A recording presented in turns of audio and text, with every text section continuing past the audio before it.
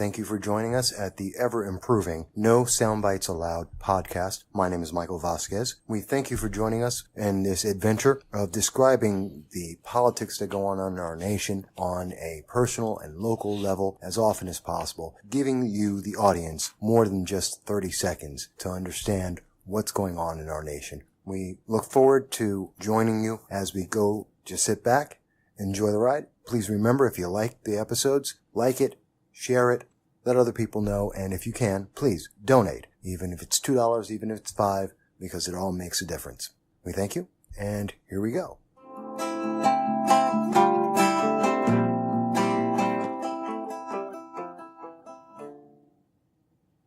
Hello. I hope everyone is doing well. This is your host, Michael Voss, the Dragon of the Southern Tier, and I am joining you now. It's 2018 on the No Soundbites Allowed podcast. I hope everyone had a great holiday, that everyone was doing well, and, I'm looking forward to this. So,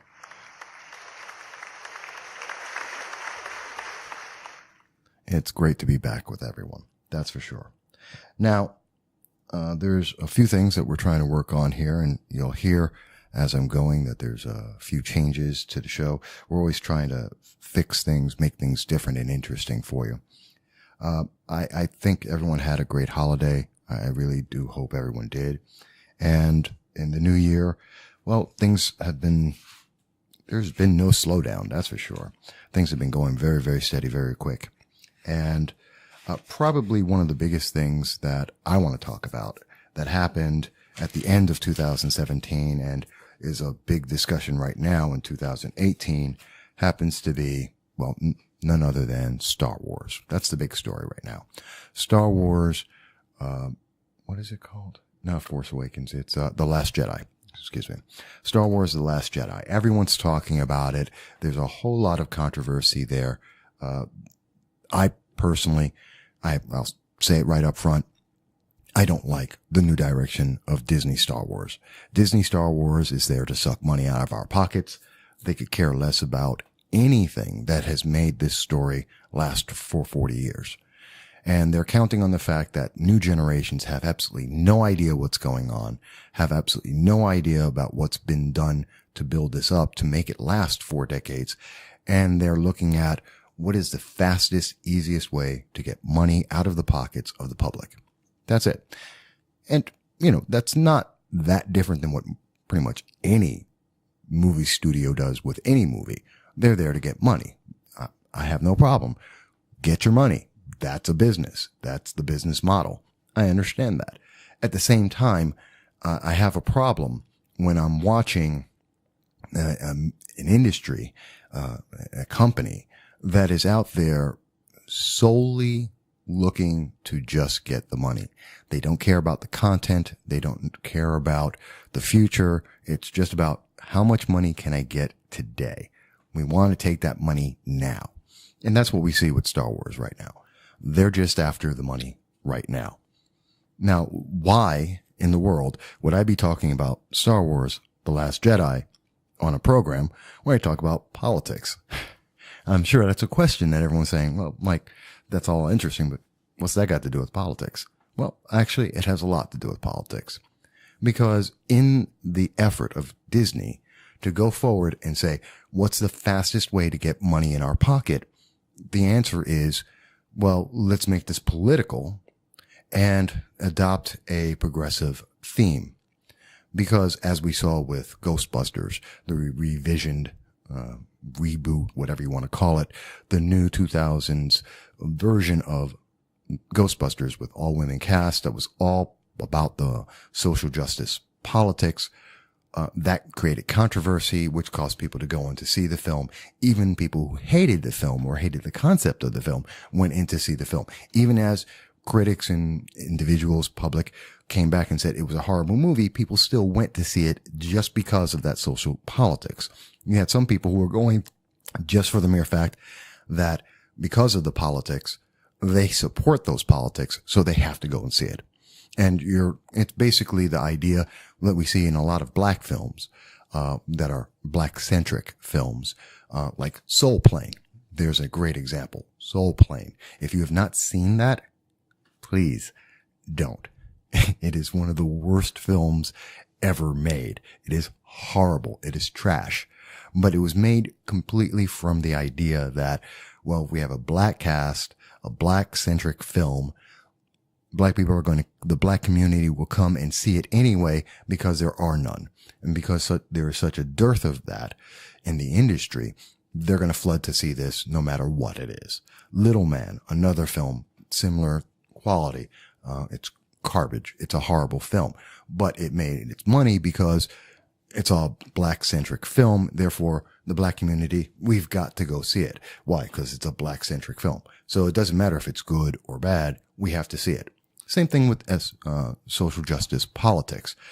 Because it's a social justice film, there are those who have that political belief. They're going to go see it no matter how bad it is because it's about social justice. And that's their motivation. And this brings in money for Disney when they follow that model, saying, okay, we're going to create division and controversy, and that will bring in money, and we're going to be happy because people will see it because they believe in the politics, regardless of the story, and other people are going to attack it and see it so they can review it and attack it because of the politics. I hate that.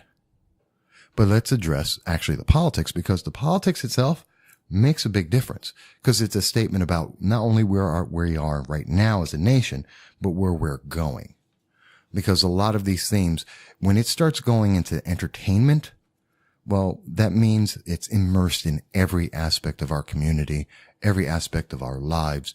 And as much as people like to say, well, I don't follow politics, I don't pay attention to politics. Guess what? Politics is paying attention to you, and it's affecting you every single day. I say that always. And people go, no, it really doesn't affect me. It's affecting your entertainment. If it's gotten to the level of your entertainment, whether it's football, now it's movies, TV shows, if it's affecting you on that level, guess what? It's in everything. There is no aspect of our lives day to day that aren't being affected and currently molded with politics, especially the social justice warrior politics. And they're very, very, this progressive mindset, which is deeply entrenched in Hollywood and in the media overall. Well, that's starting to, it's there and it's been there, but now it's being emphasized, and it's not targeting me. I'm 50. They don't care about me. They're sure I'm going to die soon, so they could care less. And it's not for the 25, 35-year-olds. They're targeting kids, because that generation will grow up and know nothing else but the social justice politics that they want to have out there, which means they're creating a mind-numb zombie youth that can be molded and used as they grow up, because they have no difference. They have no idea. They have nothing else to judge it by, and they'll assume that that must be the right answer. And so that's what I want to talk about a little bit here. Some of the themes versus the facts that are out there, the categories that the characters fall into, how this is affecting and relating with everything else. And I'm going to go over a few of those things. So bear with me. And I'm also going to go into something that I thought was very, very interesting. A comment by Avery Brooks. Most people may know him as Captain Sisko from Deep Space Nine, in an interview in 2013, and his comments, because I think that's critical to the whole thing.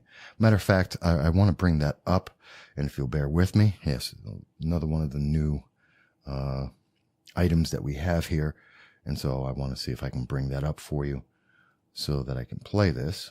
So bear with me as I try and work out the technology here to bring that up, which I should be able to do if I could ever figure out how to work with my new technology.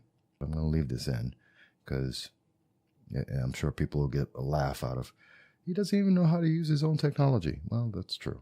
I don't.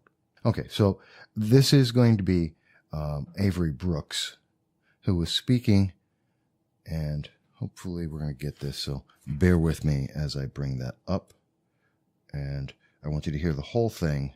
There was a scene that called for her to kiss Uhura, and it was a big deal because it was a white man kissing a black woman, and there was was controversy around that and it was significant. Benjamin Sisko, do you feel it was significant in television or in society that the leader, the captain, the commander, the kind of leading figure was black? Or was it just he was a character, he happens to be black? Or was it, did it really mean something? Does that mean something to me? Either to you, or do you feel like, wow, this is actually a big deal, I'm getting to do something that I think is important? Oh, no. I don't think that at all. Okay. No, I'm just trying to... No. If every day I wake up and I say to myself, okay, I'm going to do a brown male thing today. People say, what was it like being, a black captain? You can't play that. You can't play Star Trek, and guess what color I am? You can't play that. How do you play a color? You can't do that. What I can do is wake up in the morning like I told you, as Samuel and Eve's child. And who is that? A human being. And brown and male and American and all these things. That's what I bring. And they saw that and decided they were going to do that. There was nothing in what I read, at least, which identified him as such. That's actually exactly what I wanted to know. Okay, so that was from 2013 with Avery Brooks, and I think it's a really important and essential comment because it says a lot there. What he's saying, very simply, is how do you play a character based on a category? And you can't. Now, I want you to think about that. I'm going to go into the break right now, and then we'll come back, and I'll really go into Star Wars, the social justice Disney version, and how that's affecting us every day, and how it's reflecting on what's going on in our lives every day right now. Because I think it's important, but I want to leave on before the break. I want you to just focus on that. Think about what Avery Brooks just said. You can't play a color. You can't play a caricature of that character, a defining, limiting factor of race, of sex, of some preconceived category that you're supposed to fill. That's not a character. That's not even a defining quality of a character. And we see that in politics too. Oh, I'm a gay character. I'm a gay candidate. I'm a woman candidate. I'm a black candidate. I'm a Latino candidate. What does that matter? Why is that important? That's not a characteristic. That's just who you are. But that now is a factor. And we see that from our entertainment, and we're expecting that out of our entertainment. We're told that is an important thing. That's a character trait. No, it's not. That's just a life trait. That's just a fact. You are black or a woman or a Latino or a combination of those things. You are straight or gay. Who cares? That's not what defines you, because that's not what you are. That's just a category someone's putting you into. But I'm going to take a break right now, and then we'll come back from the break, and I'll go into this in a little bit more depth and hopefully explain that a little bit more of what I'm talking about and how this shows from the movie. So bear with me. We're going to be taking a quick break, and then we'll be right back.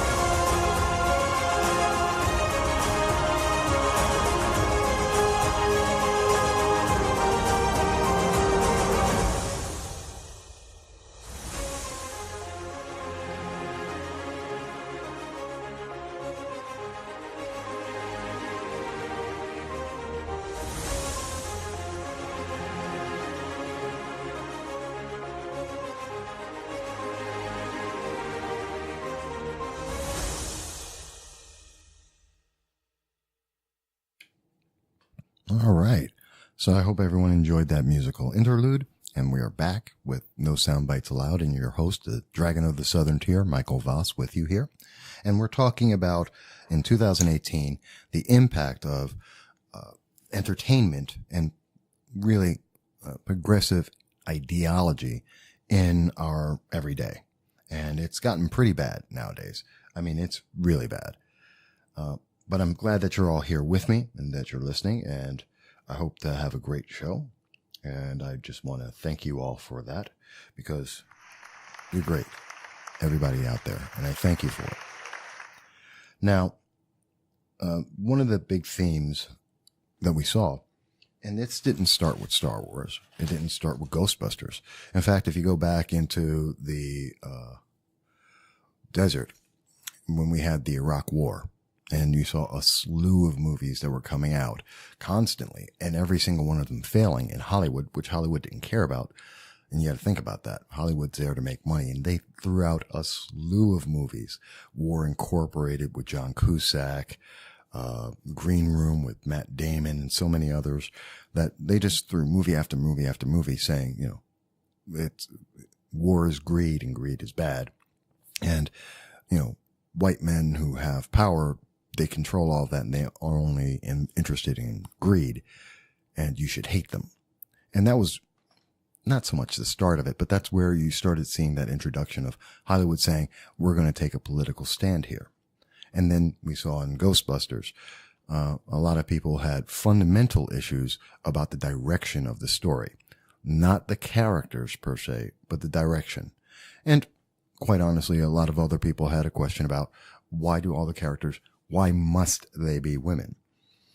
Why must all of them be women? Why must all the male characters be idiots in that film to make the women seem better? Not that the women weren't strong enough. And let's take a look at that. It's not that women haven't had strong roles in entertainment, just like in politics. There have been women, and I'm not saying there can't be more, but it's not that we have none. Ellen Ripley is a great example of a strong female character in entertainment. She's one of the pinnacle, one of the best, in the whole Alien series. We have Sarah Connor from the Terminator series, another strong female character, but not because everyone else was an idiot, because she was just a strong character. Strong female characters do exist. But nowadays, the mentality is, well, the women have to be strong characters because the men are dumb. And this reflects what we see in our politics. Oh, women are great, men are idiots. And we saw that a lot in the 2016 election, that, the biggest comment is, well, Trump's an idiot and Hillary Clinton is a genius. At least, whether it's by comparison or just in general, except she's not. And it ignored fundamental facts. It was, you should vote for her because she's a woman. So that doesn't give her an innate, inherent quality. Except now we have movies that are telling you that being a woman is an innate quality. You can be smart as a woman. You can be dumb as a woman. You can be smart as a man. You can be dumb as a man. That your sex doesn't give you an innate intelligence or better than anyone else at anything. Okay. That's not part of what is innately there. Your sex doesn't make you innately better or worse. Your gender, your sexuality, your ethnicity, they are not innate qualities. Like Avery Brooks was mentioning in 2013. It's not an innate part of a character. The fact that you're black doesn't innately make you a better character, a worse character, smarter or dumber. It just makes you a character. Big deal. I'll give you a great example. Let's talk about the Mary Sue effect from Star Wars. Okay. And that is that the character Rey, who is the lead, she's what many people will call, and is correct, she's a Mary Sue. For those who don't know what that means, and there is a male version of that, it's called a Gary Sue. And this is a character that they're Superman, essentially, or Superwoman. They are characters that can do anything and everything that they need to do without any reason, without any cause, without any consequence. They can do anything and everything and better than anyone and everyone else. And you see that in some movies, but in this movie in particular, because from the very start, the entire series, episode 7, episode 8, takes place in about less than a week. And in a week's time, we have a character who went from just a person on a planet who's a nobody to suddenly the most powerful character in the universe in a week. Now, I was having a discussion with a friend of mine the other day, and they were telling me, well, no, it makes perfect sense because she's got talent. And the answer is, sure, so does Michael Jordan. He trained. So does Tiger Woods. He trained. Are you telling me that just having a talent instantly makes you better than everyone, including people who have trained all their lives? And he didn't have an answer for that. And the answer is, yes, that's what the social justice politics wants you to believe. That innately, because of your race, because of your sex, because of your sexual preferences, you innately are superior and should have an expectation better than someone else. You should be treated better because you are gay or a minority or a woman. Just because of that birthright, you suddenly are better, which is stupid. And without training, you are innately better than someone who's been training their entire lifetime. That's stupid. That is absolutely idiocy. It makes no sense, and it has no application in the real world or in fantasy or in anything else. There are no characters that just suddenly, there's no person that suddenly is just the best ever. And I'll go into the real world with Hillary Clinton again, and I'll pick on her a lot because she's the poster child for a lot of the progressives. But let's look at her. She didn't just suddenly show up on politics and was brilliant. She spent decades working on it. She went through college, learned about politics, was involved with Goldwater in several elections. She got connected with Clinton, Bill, and worked with him, eventually having whatever type of marriage that they have, and helped him in his career in becoming governor and then eventually president. And she was involved in politics.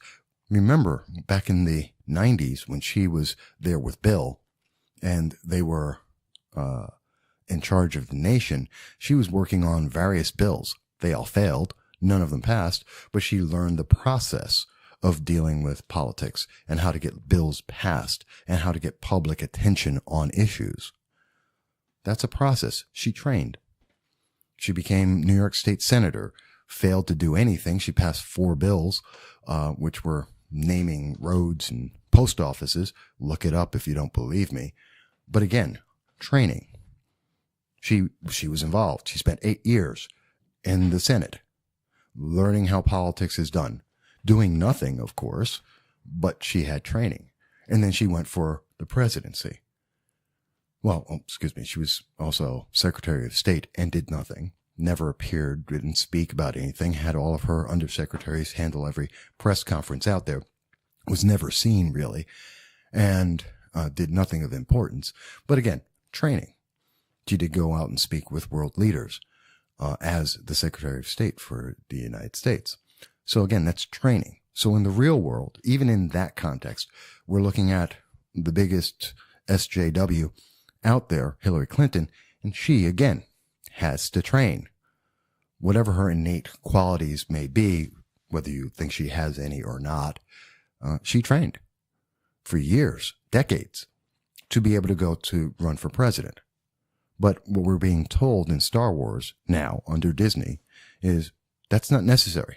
She was innately always superior to any of her other political candidates or any of the other politicians because of the fact that she was a woman, period. Didn't need anything else. Just because she's a woman, and therefore you should have been loving her and lauding her and listening to her and doing anything she said, because regardless of whether there's any basis for it, you need to do it.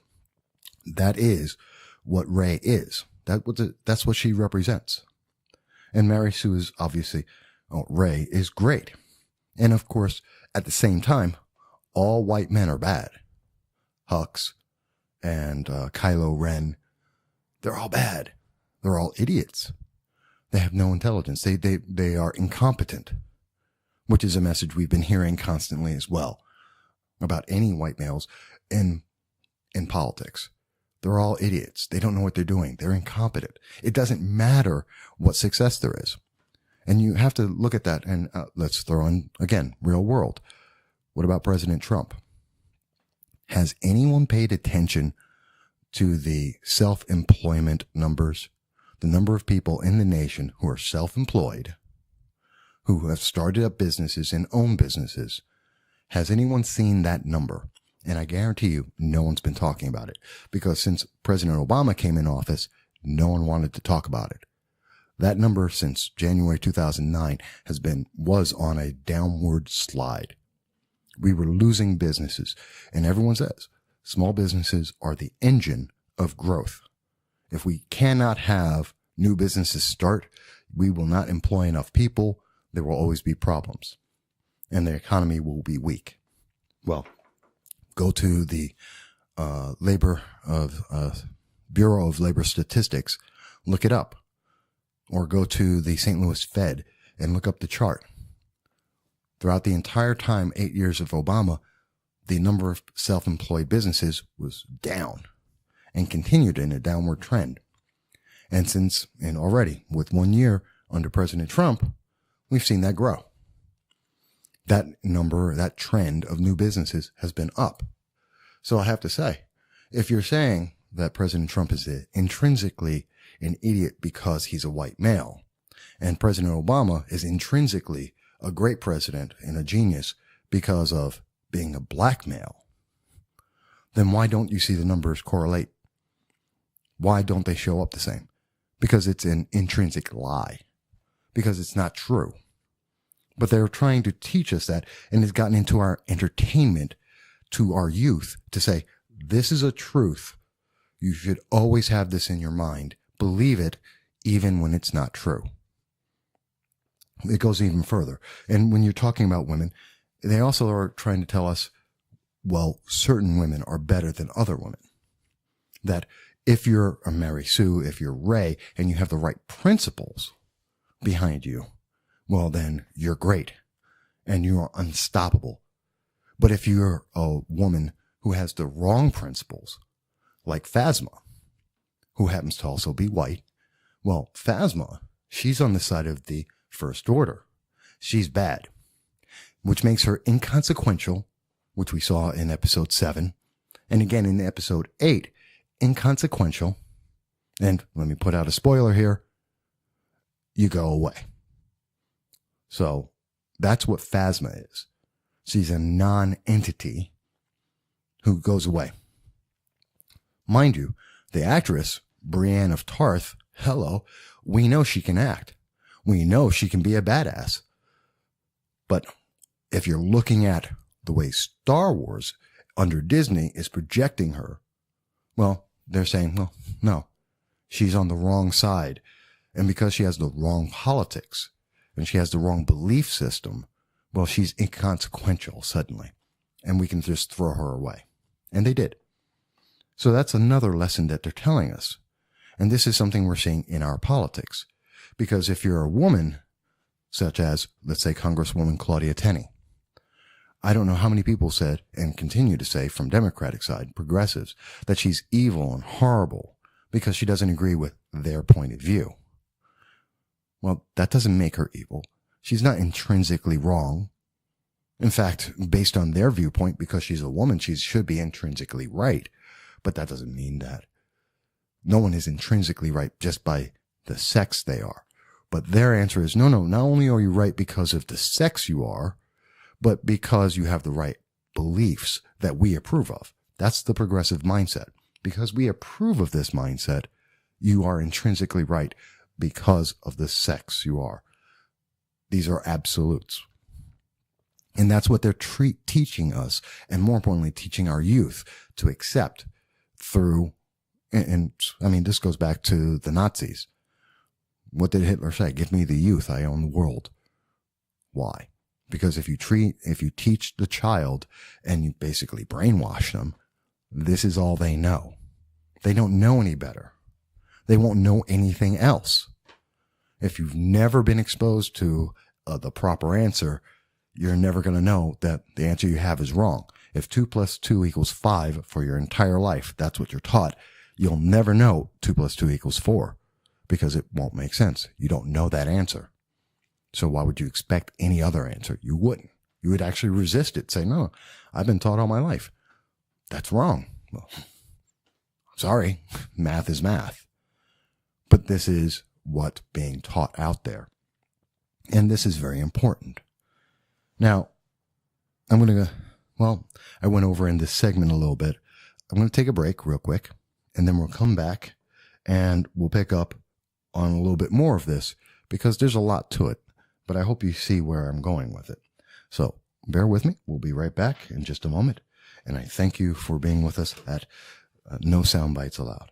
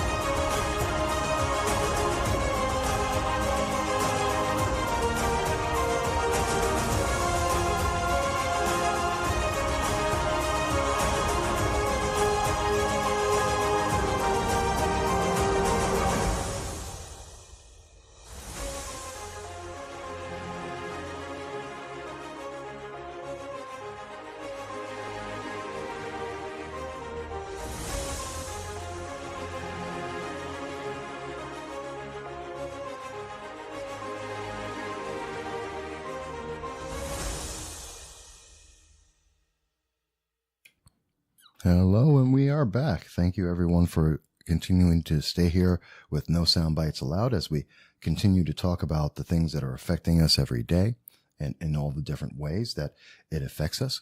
And I thank you for your time with us because you make it all perfect. Now, we're talking about Star Wars, The Last Jedi. We're talking about how that has been affecting everyone and how it reflects that politics has now invaded every aspect of our lives. And people who would normally stay away from politics are still being affected and being injected into it. And in the first segment, and even in the second, I was talking about how Avery Brooks was pointing out something that's very important in 2013, that there is no intrinsic value just on the basis of sex or race or sexual preference. That does not intrinsically make you better or interesting or talented. It's just who you are. And we see that, and I was going into how that applies in politics in the real world. And at the same time, how in Star Wars, we're seeing the exact opposite. We're seeing that there is a very strong statement being made in episode 7 and now in episode 8 that, well, there is an intrinsic value because you're a woman or you're a minority or you have a sexual preference. Who cares? These aren't things that make a character better or worse. And it doesn't have any impact just because they're whatever. It's the character is important because of the character. But that's not what's the lesson being taught. And importantly, that lesson isn't for old men like me at 50.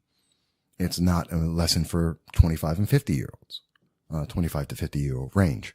No, it's a lesson that's being taught to 10-year-olds.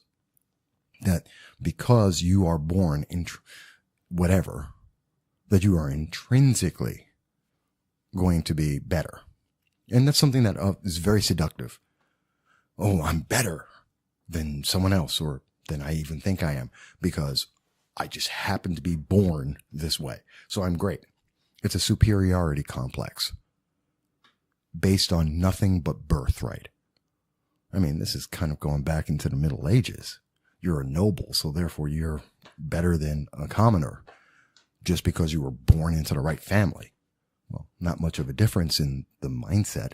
Oh, you're better than the other people because you're a woman, or you're black, or you're Hispanic, or you're gay, or you're one of the other 32 genders that now exist, which is ridiculous because it isn't backed up by anything in genetics. But that's what they're saying. Now it gets even worse. And there's a lot more I can talk about this. I mean, we can go into how they're trying to teach people how men are not to be trusted. That's the character of DJ by Benicio del Toro. And so men are bad. Women are good. Trust the women. You know, they also do that with the character of Poe. Oh, Poe, he just won't listen. He should just listen to the women and everything will be all right.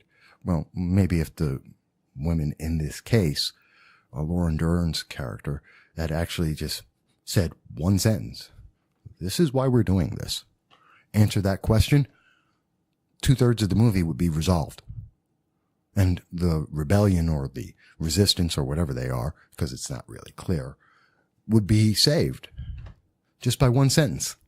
But because she intrinsically, I don't have to answer to you. I don't have to tell you one of our key members of our organization and a valued asset and a commander of our troops, rather than telling you what's going on, I'm going to keep you in the dark as I potentially endanger everyone. That's not smart. And that's the intrinsically greater character. She's a woman and therefore she's intrinsically right and better. And her plan is, oh, I'm not going to tell anyone what's going on as we risk our lives. That's stupid. That's just stupid.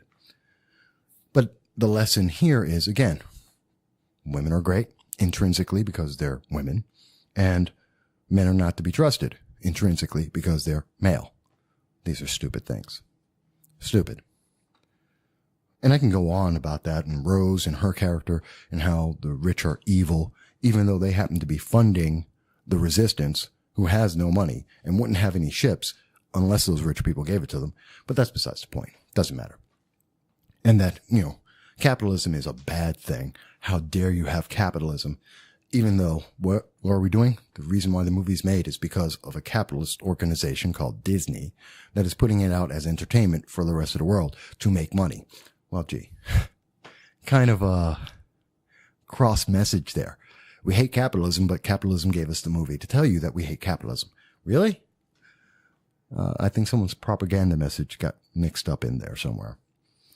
And, you know, we have the whole diversity, multiculturalism idiocy there. We must have a character that has to hit every single box. We're a check box. Do we have a Latino? Yes, we have two. Yay. Oh, do we have any blacks? Yes, we got one. Okay, good. What about an Asian? We need an Asian. We didn't have an Asian. What? No one put an Asian in the first movie? Well, we got to correct that. Rose, let's make up a story so we can have the black person and the Asian go out there and do something so that we have Asians, and now we can sell it in China. Yay, because we've checked that box. And because we checked that box for the Asians, guess what? All the Asians are going to come out and see this movie. Except right now, in China, the latest numbers are showing that for the box office, Star Wars Episode 8, with its Asian character, is doing 1/5 the business that Episode 7 did. 1/5. They barely made $500,000. $500,000 versus the $2.5 million that Episode 7 made. Tells you. the audiences don't care.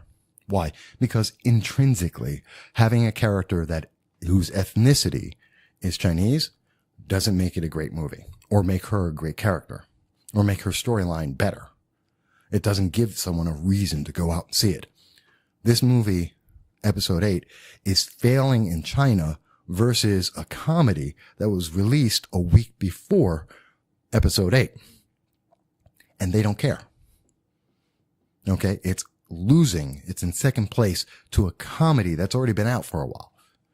And it's doing 1/5 the business the first story and all of its hype gave into this. And it has an Asian character, which is the answer. Disney, they're intrinsically better film because we have an Asian, and it's failing in the Asian markets. Oh well. Again, there is no intrinsic benefit just because you check the box. What is intrinsically true is that because you're being categorized, you're being minimalized, and you're being diminished because you're no more important than the box that you fill. And that's an important thing to keep in mind. But I wanted to go into something else about this that's very important. And I don't have a lot of time. And maybe you'll like the film. Okay, fantastic. It doesn't mean that these messages aren't there. It doesn't, and I find that most people who do like this film are people who are younger, who have been given this mentality throughout their education. I've noticed that most people who are about 21 and under, 25 and under, have been more likely to like this film than people who are older, because those who are about 25 and under have gotten this steady mantra and mindset told to them that you are intrinsically better if you happen to be a woman or a minority or a specific sexual preference, because those are all good things. Those are intrinsically good things, even though there's no basis for that.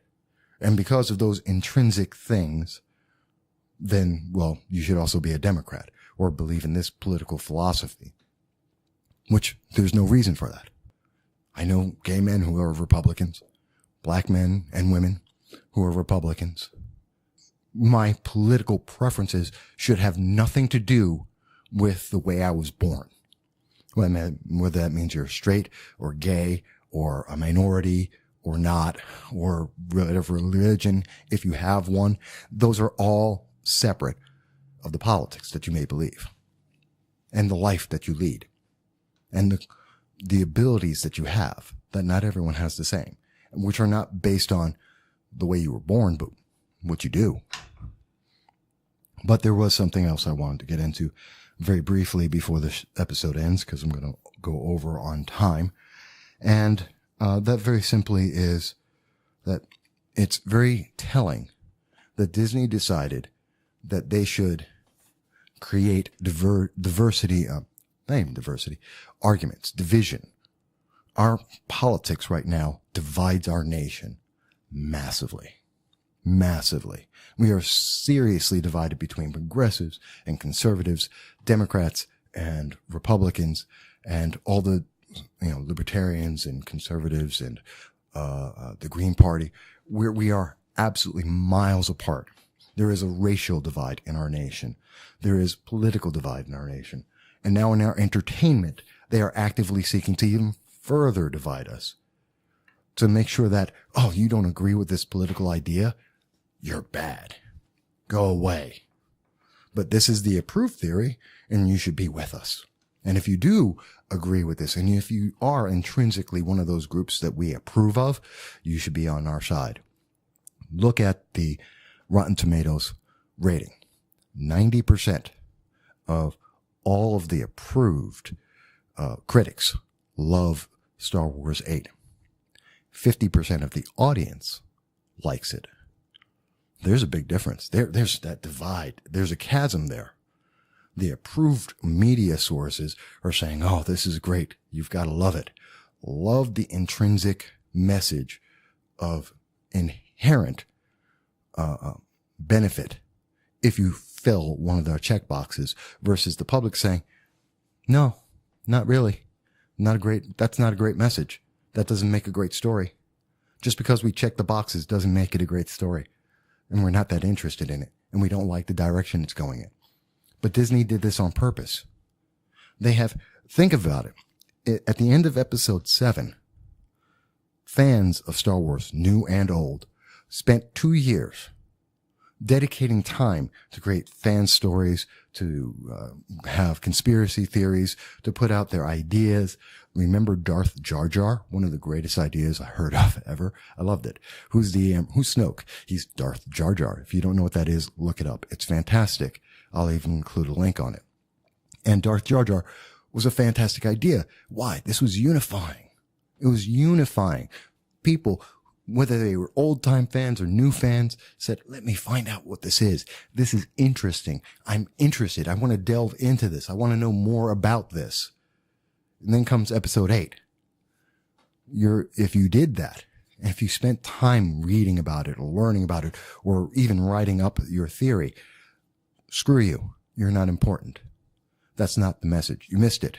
The message was that these are intrinsically great characters because they filled a checkbox. And if you did anything else, if you weren't on board with that, well, you missed the message and we don't care and go away. That's their message. They divided a fan base that has been so solid that the series has been going on for 4 decades. Name another series that's going on for 4 decades.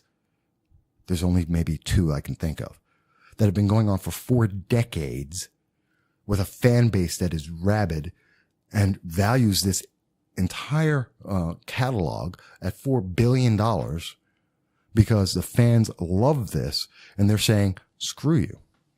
That they're separating them and creating division and saying, well, some of you are worthwhile and the rest of you we don't care about. And they're pushing everyone apart. If you agree with us in our message and our ideology, you're accepted and it's great. And anyone else, we're ostracizing you, throwing you away. You don't understand. You don't get it. You're not smart enough. You don't understand it because you're biased. You're negative. You're not worthy. And that's in our politics. If you agree with Hillary Clinton and Democrats and progressives, well, we accept you in the media. And then that's the message out there. Well, the media says if this is the right way.